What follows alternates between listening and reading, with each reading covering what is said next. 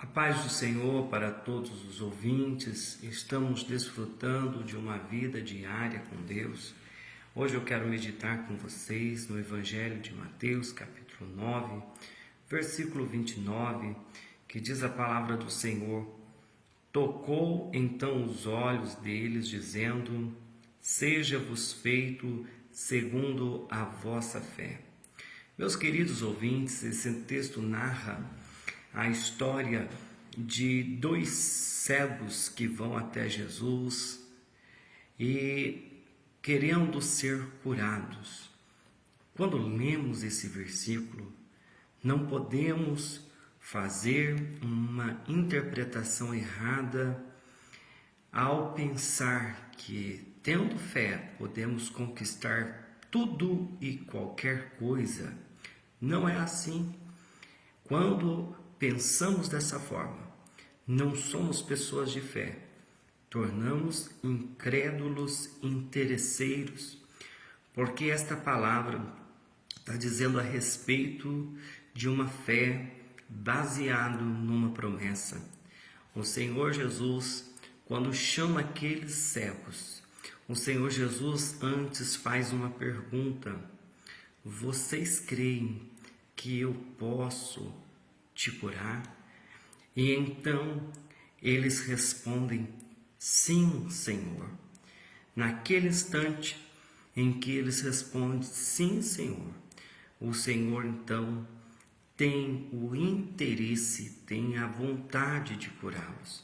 A Bíblia diz que o Senhor tocou nos olhos deles e disse: seja feita conforme a vossa fé. Nós, meus queridos ouvintes, temos que entender que o nosso Deus, Ele não é servo, Ele não é obrigado a fazer nossas vontades, Ele não está obrigado a trabalhar para nós, mas o nosso Deus, Ele é Senhor. Porém, é um Senhor bondoso, um Senhor amoroso, que sempre tem promessas boas, promessas maravilhosas, que diz respeito à nossa vida física, que diz respeito à nossa vida espiritual, que diz respeito às nossas vidas amorosas. Um Deus que quer fazer muita coisa boa em nossa vida, porém, Ele tem vontade própria e Ele continua sendo o Senhor. E quando descobrimos a vontade de Deus para as nossas vidas e cremos que a vontade do Senhor pode ser realizada, isso acontece. Eu vejo um texto em 2 Reis. Em 2 Reis, nós vamos ver aqui no capítulo 13, no versículo 14, Eliseu estava doente de sua doença, de que morreu, e Joás, rei de Israel, desceu a ele e chorou sobre o seu rosto e disse: meu pai, carros de Israel e seus cavaleiros. Naquele momento que Joás vai o rei Joás vai até Eliseu. Eliseu estava enfermo, Eliseu estava doente, mas aquele rei estava apavorado, porque vinha um grande exército contra ele, vinha uma grande guerra contra ele, seu exército, e ele se sentindo agora, ele se sentindo ameaçado, ele sem forças, ele vai até o rei, até o profeta Eliseu, e o profeta Eliseu disse que o Senhor lhe daria vitória, que o Senhor tinha uma promessa de vitória. E lá no versículo 17, Eliseu vai dizer assim, ele disse: abre a janela para o oriente. E abriu, então disse Eliseu: atira, e atirou, e disse: a flecha do livramento do Senhor é a flecha do livramento contra os sírios, porque ferirás os sírios em Afeca até os consumir. Então Eliseu disse: olha, Joás, o Senhor vai te dar vitória. E agora você abre a janela e você atire as flechas. As flechas que você for atirar vai ser a flecha da vitória. Mas Jeoás abre a janela e ele apenas lança 3 flechas na terra.